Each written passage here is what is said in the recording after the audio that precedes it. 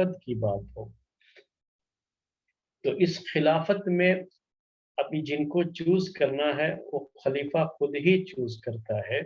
کسی کو بھی چاہے گورنر بنانا ہے یا کسی کو بھی کہ کوئی بھی ادارتی کام اس کے حوالے کرنا ہے, اسے ایڈمنسٹریٹر بنانا ہے, تو یہ سب کی سب خلیفہ خود اس کو چوز کرے گا, اس کا انتخاب کرے گا. تو یہی شکل ہوتی ہے تھی اس زمانے میں. تو امیر معاویہ رضی اللہ تعالی عنہ کے دور میں بھی یہی بات تھی. تو امیر معاویہ رضی اللہ تعالی عنہ کو جو اللہ تبارک و تعالی نے مہارت دی تھی اس کے لیے, یا کہہ لیجئے کہ ان کو جو اللہ تعالی نے ٹیلنٹ دیا تھا سیاست کے تعلق سے, حالات کو سمجھنے اور اس کے لحاظ سے صحیح فیصلہ کرنے کی جو اللہ تعالی نے انہیں مہارت اور صلاحیت دی تھی, اور لوگوں کو پہچاننا اور ان کو پہچان کر کے ان کی صلاحیت کے مطابق ان سے کام لینا, یہ سب چیزیں بڑی اہم ہوتی ہیں کسی شخص کے اندر. اور امیر معاویہ رضی اللہ تعالی عنہ میں یہ چیز بہت اچھی طرح سے پائی جاتی تھی اور اللہ تعالیٰ نے ان کو یہ صلاحیت دی تھی. تو اس میں بھی انہوں نے کوئی گورنر کیسے چوز کیا جائے, کہاں کس کو رکھا جائے, کہاں کس کو ایڈمنسٹریٹر بنایا جائے, یہ سب چیزیں بھی ان کو بہت اچھی طرح سے چیز آتی تھی اور انہوں نے اس کا صحیح استعمال بھی کیا. تو سب سے پہلی بات جو اس سلسلے میں ہوئی وہ یہ ایڈمنسٹریٹر کے تعلق سے کہ انہوں نے اپنے کیپٹل سٹی, اپنی حکومت کے لیے کیپٹل سٹی کا انتخاب انہوں نے دمشق کا کیا. دمشق شام کے علاقے میں یہ رہتے تھے اور وہیں پر ایک زمانے تک یہ گورنر تھے. وہاں کے لوگوں کو اچھی طرح سے جان چکے تھے, وہ لوگ ان کو جان چکے تھے اور وہ سب کی سب ان پر اپنی جان چھڑکتے تھے, ان پر جو ہے اپنی جان قربان کرنے کے لیے تیار رہتے تھے. تو ایسی جگہ کو انہوں نے سب سے پہلے چوز کیا اپنے کیپٹل سٹی کے لیے کہ یہاں سے ہی ہم حکومت کریں گے. تو یہ بھی بڑی اہم چیز ہوتی ہے کہ آپ ایسے شہر کا آپ کو انتخاب کرنا ہوتا ہے جس شہر میں خود آپ کے ماننے والے لوگ ہوتے ہیں, تاکہ آپ کو وہاں سے اپنا کام کرنے کے لیے آسانی ہو. جب تک آپ کا ساتھ دینے والا کوئی نہیں ہوگا نا, تب تک آپ کے پاس چاہے کتنی بھی صلاحیت ہو آپ خود کچھ نہیں کر سکتے. اور یہ حکومت تو کوئی چلا ہی نہیں سکتا. یہ سب چیزیں کیا ہے, ٹیم ورک کہتے ہیں اس کو. جب تک پوری ٹیم ساتھ نہیں دے گی تب تک آپ اس کام میں کامیاب نہیں ہو سکتے. تو ٹیم کو ساتھ میں لے کے چلنا ہوتا ہے. اگر لوگ بغاوت پہ اتر آئے, جو ٹیم آپ کے ساتھ ہے وہی آپ کے خلاف ہو جائے, تو پھر آپ کے پاس چاہے کتنی بھی صلاحیت ہو, آپ کے پاس کتنی بھی مہارت ہو, آپ کچھ نہیں کر پائیں گے. اسی لیے سب سے پہلے یہ ضرورت ہوتی ہے کہ آپ کے ساتھ جو لوگ ہیں وہ آپ کے ویل وشر ہونے چاہیے, یعنی آپ کی جو ہے اشارے پر اپنی جان تک دینے کو تیار ہوں, ایسے لوگ آپ کے ساتھ ہونا ضروری ہوتا ہے. تو یہ چیز بہرحال اگر پائی جاتی تھی اس وقت تو وہ شام کے علاقے میں تھی جو امیر معاویہ رضی اللہ تعالی عنہ کا گڑھ تھا, اور وہاں کے لوگوں نے ان کا ساتھ دیا تھا. وہ لوگ ان سے بڑی محبت کرتے تھے اور ایک پوری کوشش انہوں نے یہی کی تھی اپنی گورنری کے وقت میں کہ یہاں کے لوگوں کو اپنے ماتحت رکھیں اور اپنا خیر خواہ بنا کر کے رکھیں, اپنا ویل وشر بنا کر کے رکھیں. تو امیر معاویہ رضی اللہ تعالیٰ عنہ شام کے لوگوں کے بارے میں اچھی طرح سے جانتے تھے. تقریباً 20 سال انہوں نے وہاں پر گزارا تھا خلیفہ بننے سے پہلے. تو ظاہر سی بات ہے کہ جو ہے وہ اچھی طرح سے وہاں جانتے بھی تھے لوگوں کو, اور لوگ جو ہے ان کو جانتے تھے, اور اس کی وجہ سے ان کو آسانی تھی وہاں پر. تو انہوں نے سب سے پہلے اپنا کیپٹل سٹی تو دمشق کو بنایا. دوسری بات کیا ہوئی کہ اب یہاں سے انہیں حکومت کرنی ہے سارے علاقوں پر, اپنے گورنر بھی بھیجنے ہیں, اپنے جو ہے ایڈمنسٹریٹر کو بھی جو ہے وہاں سے بھیج کر کے ان کے ذریعے سے کام کرنا ہے, کیونکہ اصل تو حکومت وہی لوگ کرتے ہیں. حکومت کے جو ادارے ہوتے ہیں ان حکومت کے اداروں کو چلانے والے لوگ اچھے ہوں گے تب جا کر کے حکومت بھی صحیح چلتی ہے. تو انہوں نے کوشش یہ کیا ہمیشہ کہ जब भी किसी एडमिनिस्ट्रेटर का इंतखाब करते थे, उसे चूज करते थे, या गवर्नर का जो है इंतखाब करते, तो ये कोशिश करते थे कि कबाइल, अरबों के कबाइल, कबीलों की जंगें ये बहुत मशहूर रही है। तो कबाइल के दरमियान बैलेंस कायम रहे, ये बड़ी कोशिश होती थी उनकी। यानी कहीं भी ये एहसास न होने पाए कि किसी कबीले को ज्यादा अहमियत दे दी गई है, किसी को नजरअंदाज कर दिया गया है, तो कहीं उस कबीले के खिलाफ, उस कबीले के लोग खिलाफ में खड़े ना हो जाए। तो कबीलों की असबियत बहुत थी उस जमाने। तो एक अच्छे एडमिनिस्ट्रेटर का ये जो है अंदाज होता था कि वो इनके दरमियान तवाजुन कायम रखे। और यही वजह है कि उन्होंने जो शाम का एरिया था, ये जहाँ पर वो रहते थे और जहाँ अब उनका कैपिटल सिटी था दिमश्क का एरिया, तो वहाँ दो मशहूर कबीले थे उस वक्त। और एक कबीला जो है यमनियों का कबीला कहलाता था, और दूसरा उसको जो है कैसी कबीला कहते थे। तो कैसी और यमनी, ये दो जो कबीले थे वहां पर, और बड़े बड़े कबीले थे। कोशिश इन्होंने ये किया कि इनके दरमियान तवाजुन कायम रखें। जब वो किसी भी एडमिनिस्ट्रेटर का इंतखाब करते हैं, चूज करते हैं, तो कुछ इस कबीले से भी होना चाहिए और कुछ उस कबीले से भी होना चाहिए। सबको एक ही कबीले से रख देंगे तो इनके दरमियान फिर ये मामला पैदा हो जाएगा कि जो है हमको नजरअंदाज कर दिया गया और वो बगावत भी कर सकते हैं, इस तरह की चीजें हो सकती हैं। तो अमीर मुआविया रज़ी अल्लाह तआला अन्हु ने कैस कबीले से वहाब बिन कैस फहरी, हबीब बिन मसलमा फहरी, इस तरह के लोगों का इंतखाब किया। तो जो यमनी थे उनमें जो है मालिक बिन हुबैरा सुकूनी और शुरहबील बिन समत किंदी, हसन बिन बहदल कल्बी वगैरह को उन्होंने मुंतखब किया और अपने साथ एडमिनिस्ट्रेटर जो है बना करके रखा उनको। उसके बाद जो है दूसरी जगहों पर भेजने के लिए भी जो गवर्नर वगैरह का इंतखाब करना है, उसमें उन्होंने तीन चीजों का ख्याल रखा। एक चीज ये थी कि अपने जो कबीले के लोग हैं उनको भी आगे बढ़ाया, जिनको अल बैतुल अमवी कहा जाता है। बनु उमैया के जो लोग थे, जिनकी तरफ निस्बत करके इसको खिलाफत बनी उमैया कहा जाता है, खिलाफत उमवी कहा जाता है। तो ये जो है अमीर मुआविया रज़ी अल्लाह तआला अन्हु ने अपने खानदान, अपने घराने के लोगों को भी गवर्नर बनाया, उनको एडमिनिस्ट्रेटर बनाया। ये भी उन्होंने रखा था याद रखिए। इनमें से बाज तो ऐसे लोग थे जो पहले भी दूसरे खुलफा के दौर में भी उन्होंने खिदमतें अंजाम दी थी, और कुछ ऐसे थे जो पहले नहीं, इन्होंने ही उनको मुंतखब किया। क्योंकि अपने भी लोग रहने चाहिए, जरूरी है। ये अलग बात है कि सिर्फ खानदान का ठप्पा लगा करके किसी को इन्होंने एडमिनिस्ट्रेटर नहीं बनाया, ये खूबी थी उनकी। बल्कि अगर किसी को बनाना ही है तो ये क्या करते थे कि पहले उसको तरबियत देते थे, ट्रेनिंग देते थे इसकी, यानी उसको इस लायक बनाते थे। और जब इन्हें इत्मीनान हो जाता था कि हाँ ये इसके अंदर ये गट है, इसके अंदर ये जो है टैलेंट है, तब जा करके उसे बनाते थे, उसके जिम्मेदारियां सौंपते थे। तरबियत करने का अंदाज इनका ये था कि पहले वो ये ताइफ, ताइफ जो एक जगह थी, क्योंकि ताइफ के इलाके में बनु सकीफ एक कबीला, वहां पे ताइफ में बड़ा ही पावरफुल कबीला था, बड़ी ताकत वाला कबीला था। तो पहले जो है ताइफ में गवर्नर बना करके भेजते थे, वहां से उनकी ट्रेनिंग शुरू होती थी। दूसरे लोग निगरानी करते रहते थे कि कैसे ये काम करते हैं, इनके काम करने का अंदाज कैसा है, वो ट्रेनिंग चलती थी उनकी।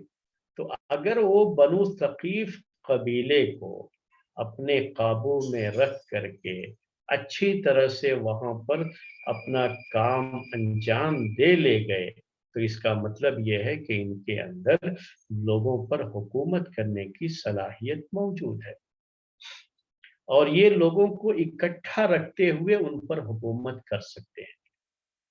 تو جہاں باغی لوگوں کے مسائل ہوتے ہیں کہ انہوں نے بغاوت کی نا، وہاں یہ بھی ضروری ہوتا ہے کہ جو بادشاہ ہوتا ہے، جو امیر ہوتا ہے، جو خلیفہ ہوتا ہے، اس کی بھی ذمہ داری ہوتی ہے کہ وہ اس انداز سے اپنی حکومت کو چلائے کہ اس کی حکومت میں بغاوت کی اس طرح کی چیزیں نہ پیدا ہو۔ تو یہ اس کی بھی ذمہ داری ہوتی ہے۔ تو یہاں پر جو ہے معاملہ کیا ہے، وہ ٹریننگ دیتے تھے کہ دیکھیں کس طریقے سے یہ حکومت کرتے ہیں۔ تو طائف کے علاقے میں پہلے بھیجتے تھے، اور طائف کے علاقے میں بھیج کر کے ان کی پوری نگرانی رکھی جاتی تھی کہ یہ حکومت کیسے کر رہے ہیں۔ اگر وہاں کامیاب حکومت کر لے گئے، اور بنو ثقیف جو ایک مضبوط اور پاورفل قبیلہ تھا، اس کو اپنے بس میں رکھا اور کہیں بھی بغاوت کی کوئی چنگاری وہاں سے نہیں اٹھی، تو سمجھیے کہ ان کے اندر یہ صلاحیت ہے، اور ان کے اندر یہ مہارت ہے، ان کے اندر یہ ٹیلنٹ ہے، ان کو دوسرے علاقوں کا بھی گورنر بنایا جا سکتا ہے۔ اس کے بعد مکے کا علاقہ دیتے، پھر مدینے کا علاقہ دیتے، اس طریقے سے وہ ان کی تربیت کیا کرتے تھے۔ ایسا نہیں تھا کہ صرف اس وجہ سے کہ یہ ہمارے قبیلے کے ہیں، ہمارے گھرانے کے ہیں، جسے آج کی زبان میں کہا جاتا ہے اقربا پرستی، یعنی اپنے رشتہ دار ہیں اس لیے ان کو آگے بڑھا دیا، جبکہ ان کے پاس کوئی صلاحیت نہیں تھی کام کرنے کی، ان سے اچھے لوگ موجود تھے۔ تو ایسا نہیں تھا، بلکہ ان کے اندر وہ خوبی دیکھ کر کے، پھر ان کی تربیت کر کے، جب یقین ہو جاتا تھا کہ ان کے اندر حکومت چلانے کی صلاحیت موجود ہے، تبھی جا کر کے ان کو گورنر بناتے تھے، مختلف علاقوں میں ان کو بھیج کر کے ان سے حکومت کے کام لیتے تھے۔ یہ تو گھر کے لوگ تھے ان کے۔ اب میں چند لوگوں کا نام پیش کر رہا ہوں جن کو امیر معاویہ رضی اللہ تعالی عنہ نے اپنی خلافت میں ان کے ذمہ داریاں ان کو دی حکومت کی، ان کو ایڈمنسٹریٹر بنایا یا ان کو گورنر بنایا۔ ان میں سے انبسا بن ابی سفیان ہیں، ابو سفیان تو ان کے والد ہیں، تو ان کے بھائی عتبہ بن ابی سفیان، ولید بن عتبہ بن ابی سفیان، سعید بن عاص بن امیہ، مروان بن حکم، اور ان کے بیٹے عبد الملک بن مروان، عمر بن سعید بن عاص، اور بھی دوسرے لوگ۔ یہ خاص جو ہے مشہور نام تھے، وہ میں نے آپ کے سامنے پیش کیے۔ اسی طریقے سے دوسری چیز، ایک پہلی بات ہو گئی کہ اپنے گھر کے لوگوں کو موقع دیا اس میں، اور کب موقع دیا؟ جب ان کے بارے میں اطمینان ہو گیا کہ ان کے اندر یہ صلاحیت موجود ہے، تبھی ان کو موقع دیا۔ اور دوسری یہ کہ انہوں نے جن کے پاس تجربہ تھا پہلے سے، یعنی ایکسپیرینس جسے آج کل کہتے ہیں، ایکسپیرینس ہولڈر جو ہے، آپ بھی جب ٹیم جو ہے کوئی بناتے ہیں کام کے لیے، تو آپ بھی دیکھتے ہیں نا کہ جن کے پاس اس کا تجربہ موجود ہے۔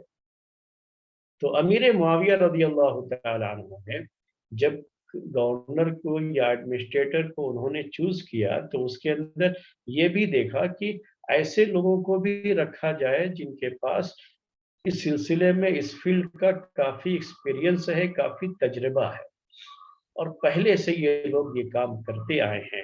تو ان کی مدد لینا، ان سے جو ہے تعاون لینا، ان کو ایڈمنسٹریٹر بنانا، اور ان کی نگرانی میں دوسروں کی تربیت کرنا، یہ بڑی اہم ذمہ داری ہوتی ہے۔ امیر معاویہ رضی اللہ تعالی عنہ نے اس کو بھی نبھایا، اور یہ دوسری قسم تھی لوگوں کی۔ جیسے ان میں سے عبداللہ بن عامر بن قریظ ہیں، مغیرہ بن شعبہ، نعمان بن بشیر، مسلمہ بن مخلد انصاری، یہ سب لوگ ایسے تھے جن کو اس فیلڈ کا کافی تجربہ تھا۔ اور ان میں سے بہت سے لوگ ایسے تھے جو ابوبکر، عمر اور اس کے بعد کے دور میں بھی خلافت کے کام سنبھالتے رہے تھے، یعنی اس وقت بھی یہ ایڈمنسٹریٹر بنے تھے۔ ایسے لوگوں کا بھی انہوں نے جو ہے خیال رکھا، اور ان کو بھی گورنر بنایا، ایڈمنسٹریٹر بنایا، اور ان کو موقع دیا، اور ان کی نگرانی میں دوسروں لوگوں کو ٹریننگ بھی دی انہوں نے۔ اسی طریقے سے تیسری قسم جو تھی جن کو موقع دیا امیر معاویہ رضی اللہ تعالی عنہ نے، وہ جو ہے वो लोग थे जिन जो सहाबा थे, बड़े बड़े सहाबा, और जिनके बारे में इनको एहसास हुआ कि इनको महसूस हुआ कि ये लोग सलाहियत भी रखते हैं। कभी ऐसा होता है कि आदमी के फजाइल बहुत हैं, बहुत इल्म भी है, सब कुछ है उसके पास, लेकिन हुकूमत चलाना ये एक अलग मसला होता है। कोई तफसीर का माहिर है, कोई हदीस का माहिर है, तो इसका मतलब ये नहीं है कि वो हुकूमत भी अच्छी कर देगा। हुकूमत में लोगों के चेहरे पढ़ने की सलाहियत होना ज़रूरी होता है। हुकूमत के अंदर ये ज़रूरी होता है कि लोगों के साथ कैसे मुआमला किया जाए कि हम सबको इकट्ठा करके, सबको एक साथ लेकर के चल सकें, ये सलाहियत आना बहुत ज़रूरी होता है। तो ये सहाबा किराम में से जिनके पास इसकी सलाहियत थी, एडमिनिस्ट्रेटर बनने की सलाहियत थी, उनको भी जो है अमीर मुआविया रज़ी अल्लाह तआला अन्हु ने मौका दिया और उनसे भी भरपूर फ़ायदा उठाया और उनको भी मुख्तलिफ ज़िम्मेदारियाँ दी। ये 3 जो है उनके दौर में 3 तरह के लोगों से उन्होंने फ़ायदा उठाया और उनको ज़िम्मेदारियाँ दी। उसके बाद एक मसला होता है गैर मुस्लिमों का। किसी भी हुकूमत में जो गैर मुस्लिम है, नॉन मुस्लिम्स, इस्लामी हुकूमत की बात हो रही है, तो उनको उनके साथ क्या सलूक होना चाहिए, उनसे किस हद तक हम फ़ायदा उठा सकते हैं किसी भी काम में। तो अमीर मुआविया रज़ियल्लाहु ताला अन्हु ने इस बात का भी ख़्याल रखा कि उन्होंने गैर मुस्लिमों के साथ जो नॉन मुस्लिम्स थे उनके ज़माने में, उनके साथ भी बड़ा अच्छा सलूक किया। और अगर किसी गैर मुस्लिम के अंदर कोई सलाहियत देखी, यानी उसके अंदर टैलेंट देखा जिससे फ़ायदा उठाया जा सकता है हुकूमत में, तो ऐसे लोगों से भी उन्होंने फ़ायदा उठाया और यही एक अच्छे एडमिनिस्ट्रेटर की जो है पहचान होती है। तो अमीर मुआविया रज़ियल्लाहु तआला अन्हु ने उनसे भी फ़ायदा उठाया और हुकूमत के बहुत से वज़ाइफ, यानी हुकूमत की बाज़ ज़िम्मेदारियाँ, या कह लीजिए आज के ज़माने में कहना हो तो सरकारी नौकरी, आज के ज़माने में क्या कहते हैं गवर्नमेंट जॉब जो थे हुकूमत के, उसमें गैर मुस्लिमों को भी रखा, गैर मुस्लिमों को भी दिया। अगर मैं आपको जो है कुछ मिसालें दूँ इसके बारे में, तो अमीर मुआविया रज़ियल्लाहु तआला अन्हु का जो फैमिली डॉक्टर था, आज के ज़माने में क्या कहते हैं इसको फैमिली डॉक्टर, उनका ख़ास मुआलिज, ख़ास इलाज करने वाला, ये बादशाहों और खुलफ़ा के जो है हाकिमों के ख़ास मुआलिज, ख़ास डॉक्टर भी होते थे, जो उनका इलाज करते थे, ये चीज़ें रही हैं। और जब से सिक्योरिटी के मसाइल हुए थे, तो इसको अहमियत दी गई, क्योंकि अगर किसी भी डॉक्टर से दवा लिया, अगर वही डॉक्टर गलत दवा दे करके मार दिया, तो ये सब चीज़ें हो सकती हैं। तो इसीलिए इसका ख़्याल शुरू हुआ। ये सब चीज़ें प्यारे नबी सल्लल्लाहु अलैहि वसल्लम के ज़माने में नहीं रही, खिलाफत राशिदा में नहीं थी।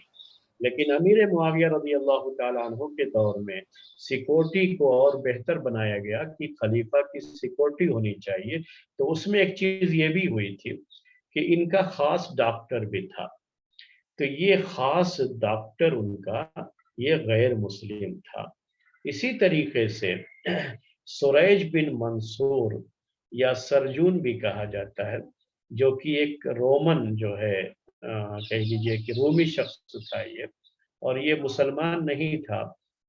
जो माली मामलात होते थे, फाइनेंशियल जो है जो चीज़ें होती थी, जो फाइनेंस से ताल्लुक़ रखती थी चीज़ें, आज के दौर में कहना हो तो इसको कहेंगे कि ये इनको जो है फाइनेंस एडवाइज़र थे उनके जो है। यानी माल के जो मामलात होते थे उसमें उनसे वो मशवरा भी लिया करते थे। इसी तरीके से इब्ने मीना, इब्न नज़ीर और भी जो है बाज़ लोगों से जो कि वो सब की उन सब का ताल्लुक जो है पहले गैर मुस्लिम फैमिली से ही था, उनकी नस्ल वही थी। उनसे भी जो है इन्होंने काम लिया। तो बहुत सारे मवाली जो कहलाते थे, मवाली ये यहाँ उर्दू की ज़बान में नहीं, मौला की जमा अरबी में उसको मवाली कहा जाता है, मौला की जमा है ये। मौला का मतलब होता था कि जो किसी के हाथ पर इस्लाम कबूल कर लिए तो उसको मौला कहा जाता था। جو پہلے غلام تھے انہیں آزاد کیا گیا، تو جس نے آزاد کیا اس کے مولا جو ہے اس کو کہا جاتا تھا۔ تو اس طرح سے مولا کا لفظ استعمال ہوتا رہا ہے۔ تو ان سے بھی اگر کسی کے اندر صلاحیت رہی ہے تو اس سے بھی انہوں نے فائدہ اٹھایا، اور ان سے جو ہے حکومت کے بہت سارے کام ان سے بھی لیے۔ اسی طریقے سے جو وہاں شام کے علاقے میں جو محل تھا ان کا، اس کو قصر الخضراء کہا جاتا تھا۔ آج تو آپ وائٹ ہاؤس سنتے رہتے ہیں، وائٹ ہاؤس، البیت الابیض کہتے ہیں اسے عربی زبان میں۔ تو ویسے ہی محل جو ہوتے تھے بادشاہوں کے، خلیفہ کے، اس میں یہ خلافت راشدہ میں نہیں تھا، لیکن امیر معاویہ رضی اللہ تعالیٰ عنہ جو یہ شام کے اندر رہے تو انہوں نے اپنے لیے ایک محل بھی وہاں بنایا تھا، اس کا نام تھا قصر الخضراء۔ قصر الخضراء کا مطلب گرین پیلیس، گرین پیلیس۔ تو دمشق میں انہوں نے اپنے لیے یہ محل تعمیر کروایا تھا، اور اس کی تعمیر میں جو لوگ انجینئر، اس زمانے کے انجینئر، آج کے دور کے لحاظ سے تو انجینئر کہا جاتا ہے، اس لیے میں لفظ انجینئر استعمال کر رہا ہوں، ورنہ اس زمانے میں انجینئر نہیں کہا جاتا تھا، لیکن جو انجینئر اور جو اس فن کے ماہر لوگ تھے، ایکسپرٹ تھے، وہ غیر مسلم تھے، ان سے کام لیا تھا انہوں نے اس میں، کیونکہ یہ پختہ عمارت بنانے تھے۔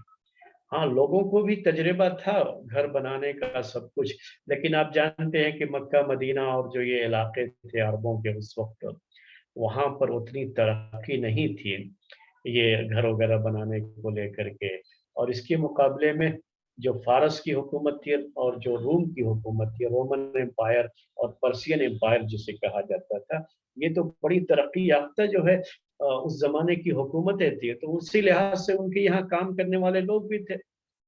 تو جب یہ سب علاقے فتح ہو گئے تو امیر معاویہ رضی اللہ تعالیٰ عنہ جب خلیفہ بنے ہیں تو یہ سب علاقے مسلمانوں کے ہاتھ میں آ گئے تھے، تو وہاں کے بہت سارے غیر مسلم جو اس سب چیزوں کو اچھی طرح سے جانتے تھے، ان سے فائدہ اٹھایا انہوں نے۔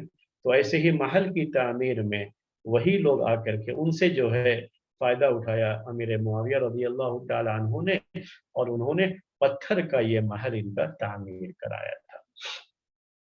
تو یہ امیر معاویہ رضی اللہ تعالیٰ عنہ کے تعلق سے کہ کس طریقے سے انہوں نے سب کو ساتھ لے کر چلنے کی جو سیاست تھی اس کو کس طریقے سے اپنایا، اور کس طریقے سے باصلاحیت لوگوں سے کام لیا، چاہے وہ مسلم ہو چاہے غیر مسلم ہو، جہاں جس کی ضرورت محسوس ہوئی اس سے انہوں نے کام لیا، اور یہ ایک اچھے جو ہے حاکم کی یہ سب علامت ہوتی ہے، اسی لیے ان کو اچھا بڑا سیاستداں مانا جاتا ہے۔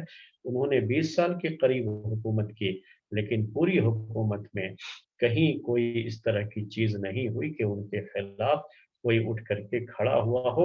اس میں اس سیاست اللہ تعالیٰ کی توفیق اور اس کی مدد کے بعد اس جو ہے عظیم سیاست اور اس عظیم صلاحیت کی بھی بات کہی جائے گی جو امیر معاویہ رضی اللہ تعالیٰ عنہ کے پاس تھی۔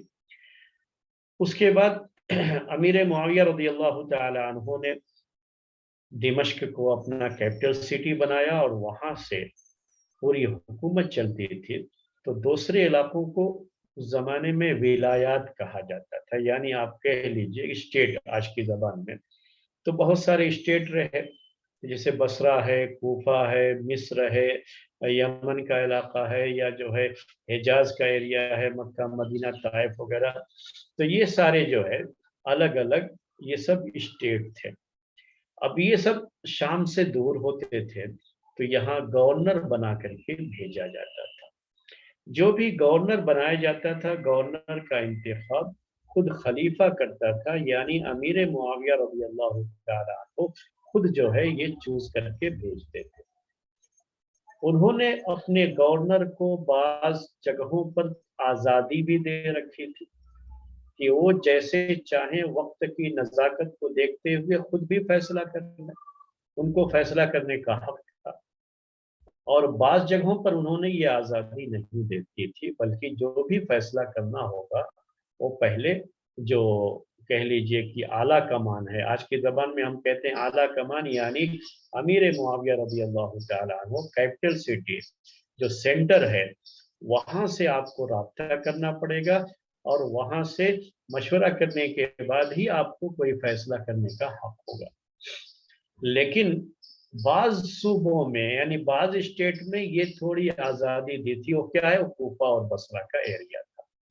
یہ وہ علاقے تھے جہاں سے کچھ نہ کچھ جو ہے چیزیں ہوتی رہتی تھیں. لوگ ہمیشہ جو ہے گورنر کے خلاف کچھ نہ کچھ جو ہے شکایتیں اور ان کے خلاف اٹھ کھڑے ہونا. تو یہ فتنوں کی سرزمین تھی، یہاں سے فتنے اٹھنے کا اندیشہ زیادہ تھا.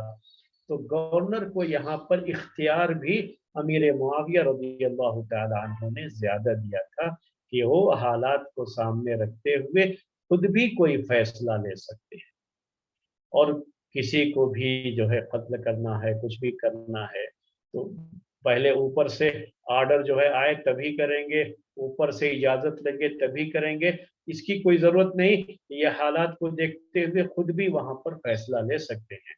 یہ ان کو انہوں نے اختیار دیا تھا. جو مشہور گورنر رہے ہیں ان کے دور میں، ان میں جو ہے میں چند کے نام جو ہے ذکر کرتا ہوں. بشر بن عرفات، عبداللہ بن عامر، اور ایک بڑا مشہور نام ہے زیاد بن ابی کا. زیاد بن ابی یہ اسلامی تاریخ کا ایک ایسا نام ہے جن کے تعلق سے بھی اسلامی تاریخ میں بہت سی باتیں ذکر کی گئی ہیں. اسی لیے ضروری ہے کہ آپ کے سامنے زیاد بن ابی کے بارے میں بتایا جائے. ان کو زیاد بن ابی کہا جاتا ہے. زیاد بن ابی یعنی ان کے والد کون ہیں اس کا پتہ نہیں. زیاد بن ابی کا مطلب ہوا کہ اپنے باپ کے بیٹے زیاد. باپ کا نام نہیں ہوتا ہے ذکر، زیاد بن ابی کہا جاتا ہے، کیونکہ ان کے نسب کا بڑا مسئلہ رہا ہے کہ ان کا باپ کون ہے. زیاد بن ابی کا باپ کون؟ ان کی ماں کا نام سمیہ تھا. اور یہ سب دور جاہلیت کی باتیں ہیں. ماں جو ہے ان کی وہ کون ہے؟ سمیہ. وہ پتہ ہے، اس لیے زیاد بن سمیہ بھی کہہ لیتے ہیں. سمیہ یہ جو مشہور نام ہے تاریخ میں اور جو ہے صحابیات میں، وہ سمیہ مت سمجھیے گا آپ کو، یہ دوسری سمیہ جو ہے. تو یہ ایک لونڈی تھی سمیہ. اور دور جاہلیت میں ان کے بارے میں یہ مشہور تھا کہ ان کے پاس لوگ جاتے تھے، یعنی اس زمانے کی طوائف کہہ لیجیے، اس زمانے کی آپ طوائف کہہ سکتے ہیں.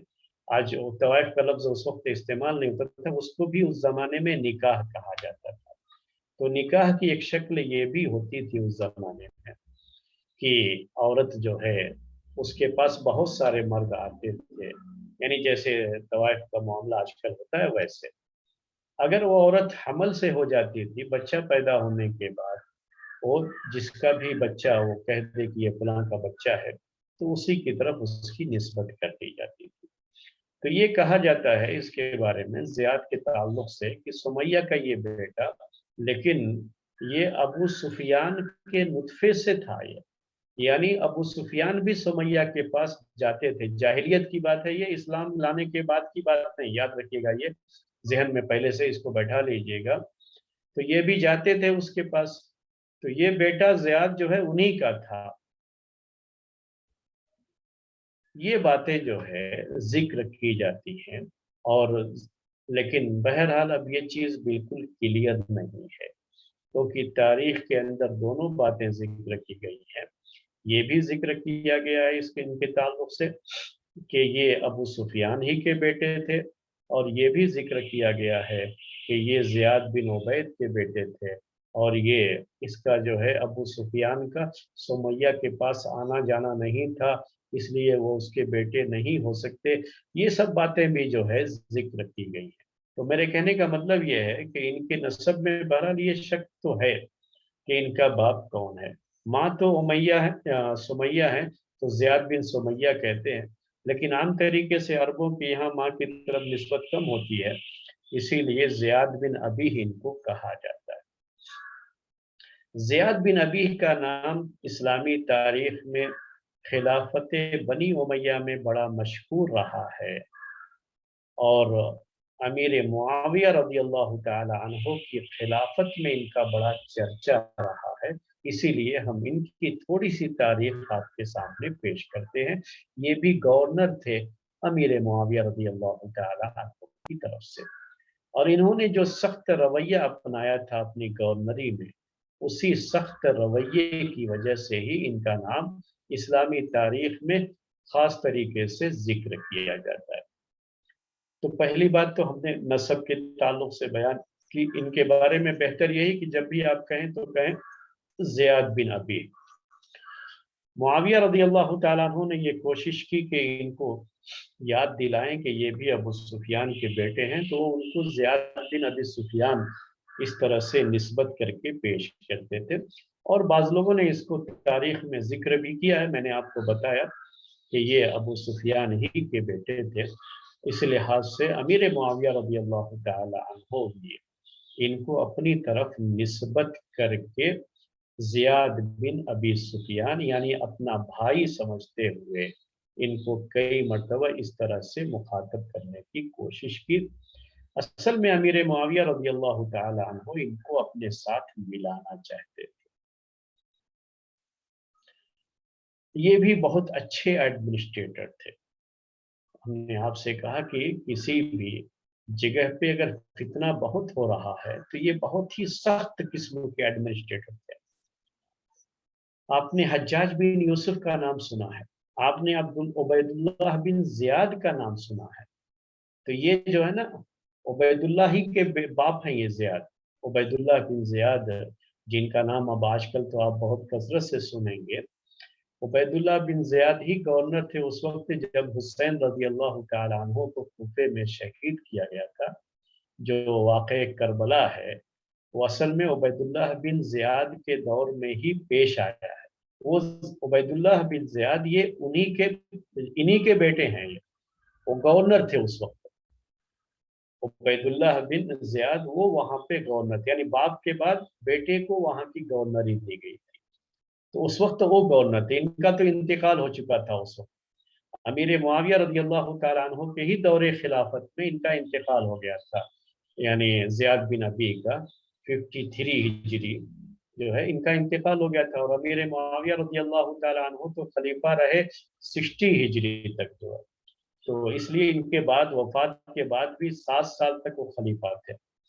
और ये वाक़या पेश आया था जो है अमीर मुआविया रज़ी अल्लाह तआला अन्हु के बेटे के दौर में, यजीद बिन मुआविया के दौर में।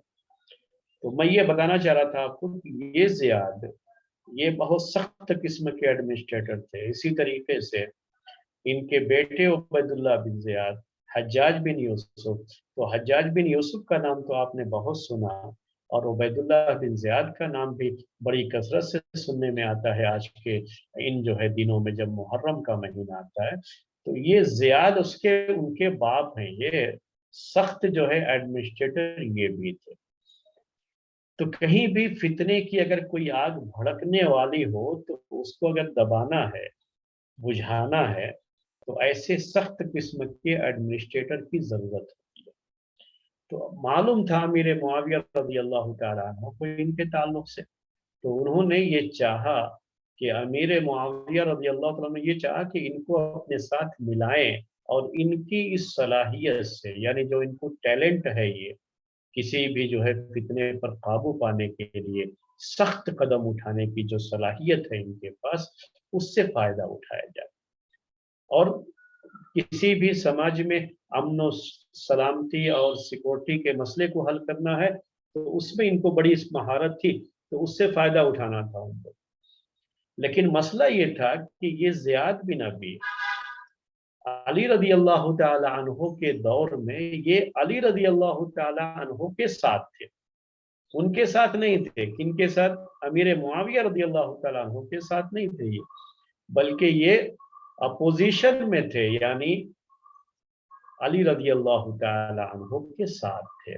और अली रज़ी अल्लाह तआला अन्हु ने ही इनको खुरासान का गवर्नर बनाया था, यानी इनसे फायदा उठाया है इनकी इस सलाहियत का अमीर मुआविया रज़ी अल्लाह तआला अन्हु से पहले अली रज़ी अल्लाह तआला अन्हु ने भी।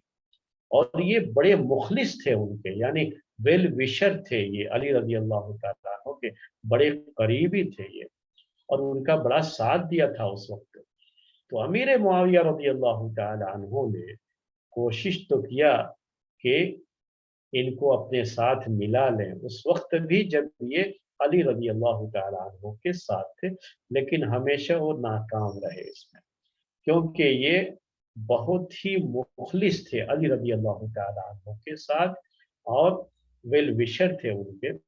لیکن جب علی رضی اللہ تعالیٰ عنہ شہید کر دیے گئے، اور حسن رضی اللہ تعالی عنہ نے معاویہ رضی اللہ تعالی عنہ کے ہاتھ پر بیعت کر لی، تو اب تو سارا معاملہ سب کچھ جو ہے معاویہ رضی اللہ تعالی عنہ کے پاس ہی تھا۔ تب دوبارہ انہوں نے کوشش کی کہ ان کو اپنے ساتھ ملا لیں۔ جب انہوں نے دوبارہ کوشش کی تو دوبارہ کوشش میں اس وقت انہوں نے فائدہ یہ اٹھایا کہ اس وقت مغیرہ بن شعبہ رضی اللہ تعالی عنہ یہ بڑے مشہور آدمی تھے، جو سفارتی کام کرنے کے لیے ان کے پاس بڑی صلاحیت تھی۔ سفارتی کام کا مطلب کیا ہوا کہ جا کر کے بیچ میں پڑھ کر کے دو آدمیوں کے درمیان وہ بات کو کچھ اس انداز سے پیش کریں کہ سامنے والا بات کو مان جائے، جسے آج کل آپ کنونس کرنا کہتے ہیں۔ تو آج کی زبان میں ہی لفظ استعمال کروں تو کسی کو کنونس کرنے کے لیے یہ بڑے اچھے کاؤنسلر تھے اس زمانے کے، کہہ لیجیے۔ تو یہ جو ہے مغیرہ بن شعبہ رضی اللہ تعالی عنہ کو امیر معاویہ رضی اللہ تعالی عنہ نے بھیجا کہ آپ اس مسئلے کو حل کیجئے، اور زیاد بن ابی کو ہمارے ساتھ لانے کی کوشش کی۔ گئے یہ، اور انہوں نے بات رکھی ان کے سامنے، زیاد بن ابی کے سامنے۔ یعنی زبردستی کا کوئی معاملہ نہیں ہوتا، یہ بھی آپ ذہن میں رکھیے، ورنہ وہ خلیفہ ہیں، خلیفہ وقت ہیں، چاہیں تو زبردستی بھی کر سکتے ہیں، لیکن نہیں، کاؤنسلنگ کر کے ان کو باقاعدہ جو ہے مطمئن کر کے ان کو اپنے ساتھ رکھیں گے، تبھی جا کر کے وہ صحیح طریقے سے اپنی صلاحیت کے مطابق کام کریں گے۔ گئے مغیرہ بن شعبہ رضی اللہ تعالی عنہ نے، اور وہ اپنی اس جو ہے کاؤنسلنگ میں کامیاب بھی ہو گئے، یعنی واقعی جو ہے زیاد بن ابی یہ امیر معاویہ رضی اللہ تعالی عنہ کے ساتھ ہو گئے، اور یہ ان کی خلافت کے چوتھے سال یہ بات ہوئی تھی۔ تو 40 ہجری میں تو وہ خلیفہ بنے تھے، اور 45 ہجری میں زیاد بن ابی یہ امیر معاویہ رضی اللہ تعالی عنہ کے ساتھ ہو گئے۔ جب یہ امیر معاویہ رضی اللہ تعالی عنہ کے ساتھ ہو گئے، تب جو ہے امیر معاویہ رضی اللہ تعالی عنہ نے ان کو ذمہ داریاں دی۔ تو ان کی ذمہ داریوں میں سے ایک بڑی ذمہ داری، جس کا تعلق خاص طریقے سے جو ہے فتنوں کی جو سرزمین کہلاتی تھی اس زمانے میں، اور وہ زمین جو ہے عراق کا علاقہ تھا، اور بصرہ اور کوفہ، یہاں پر جو ہے بغاوتیں ہوتی رہتی تھیں، اور ڈر یہیں سے ہوتا تھا، جہاں پر شیعان علی کی بڑی تعداد تھی، یعنی علی رضی اللہ تعالی عنہ کو چاہنے والوں کی تعداد یہاں بہت تھی، جو کسی بھی وقت جو شام کی حکومت تھی، شام کی خلافت تھی، اس کے خلاف بغاوت کرنے کا ڈر بھی ہوتا تھا کہ ان کی طرف سے ہی کچھ چیزیں اس طرح کی ہوتی رہتی تھیں، اور وہاں کے لوگ گورنر کو بہت پریشان بھی کرتے تھے، سب چیزیں تھیں وہاں پر۔ تو وہاں اسی وجہ سے ایک کے بعد ایک بڑے ہی سخت قسم کے ایڈمنسٹریٹر، جو تاریخ میں بہت ظالم مشہور ہوئے ہیں، ان کو وہاں کا گورنر بنایا گیا۔ تو اگر تاریخ میں ان کے ظلم کی داستانیں موجود ہیں، تو وہاں یہ بھی ذہن میں رکھنا چاہیے کہ علاقہ بھی ایسا تھا کہ وہاں پر اس ظلم کی ضرورت بھی تھی، یعنی سختی کی ضرورت تھی۔ اگر سختی سے نہیں نپٹا جاتا تو پھر وہاں پر سورشیں ہوتی، فتنے ہوتے، ان فتنوں کو دبانے کے لیے طاقت کا استعمال ایسے علاقے میں ضروری ہو جاتا ہے، اسی وجہ سے یہ چیزیں ہوئی۔ تو پہلے تو زیاد بن अबी हैं, जो सख्त, यहीं से शुरुआत होती है सख्त किस्म के एडमिनिस्ट्रेटर की, कूफे और बसरे के ताल्लुक से। उसके बाद ज़ियाद बिन अबी के बाद जो है उबैदुल्लाह बिन ज़ियाद, जो अपने बाप से भी बढ़कर थे सख्ती करने में। और उसके बाद हज्जाज बिन यूसुफ का आता है ज़माना, जो इन सब से भी ज़्यादा मशहूर, जिसका ज़ुल्म लोगों ने ज़्यादा मशहूर किया। हालाँकि वो भी, उसकी भी मजबूरी ही थी हज्जाज बिन यूसुफ की भी, कि उस इलाके में अमन व अमान को कायम रखने के लिए सख्त रवैया उसको भी अपनाना पड़ा था। तो पहली सख्ती जो उस इलाके में की गई, वो ज़ियाद की तरफ से की गई। ज़ियाद बिन अबी को जब वो गवर्नर बनाया गया और बसरे का गवर्नर बनाया गया 45 हिजरी में, ये अमीर मुआविया रज़ी अल्लाह तआला अन्हु की खिलाफत का 5वां साल था। उसमें इसके ज़िम्मे दी गई ज़ियाद बिन अबी के बसरा की गवर्नरी। तो जब बसरा का ये गवर्नर बना, वहाँ पहुँचने के बाद उसने एक खुतबा दिया। ये तरीक़ा था, सबने जाकर के खुतबा दिया है, और हज्जाज बिन यूसुफ का खुतबा भी मशहूर है, और इसका खुतबा खुतबा बतरा के नाम से जाना जाता है तारीख की किताब में। अब ये खुतबा बतरा क्यों कहते हैं, इसके बारे में ये बात कही गई है कि इसने, ये जो खुतबा दिया था, इसमें पहले अल्लाह ताला की तारीफ बयान नहीं की। हम्द व सना बयान करने के बाद खुतबा देने, तकरीर करने का रिवाज रहा है पूरी इस्लामी तारीख में। आज भी आप जानते हैं कि जब कोई आदमी दर्स देता है, खुतबा देता है, तो पहले वो खुतबा पढ़ता है, इन्नल हम्दलिल्लाहि नहमदुहु व नस्तईनुहु, इन्नल हम्दलिल्लाह, यानी पहले अल्लाह ताला की तारीफ बयान करता है। तो अल्लाह ताला की तारीफ बयान करने के बाद खुतबा दिया जाता है। तो चूंकि इसने अल्लाह ताला की पहले तारीफ बयान नहीं की, आते ही डायरेक्ट खुतबा शुरू कर दिया था, इसलिए उस खुतबे को खुतबा बतरा कहा जाता है। ये भी बात जिक्र की गई है तारीख की किताबों में।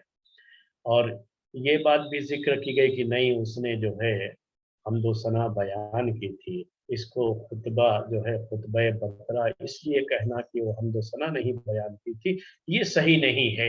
ये बात भी जो है तारीख में ज़िक्र की गई।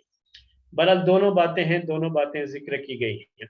अहम बात ये है कि वो खुतबा जो उसके बारे में ज़िक्र किया गया है कि उसने ये खुतबा दिया और उसकी तरफ निस्बत करके उसको बयान किया गया है, मैं चाहता हूँ कि वो पूरा खुतबा आपको पढ़ के सुनाऊँ भी, उसका तर्जमा भी आपके सामने पेश करूँ, ताकि आपको अंदाज़ा हो कि किस तरह से सख्त किस्म की गवर्नरी का इब्तिदा होती है ज़ियाद बिन अबी से, इराक के इस एरिए में, जिसकी शुरुआत बसरे से होती है।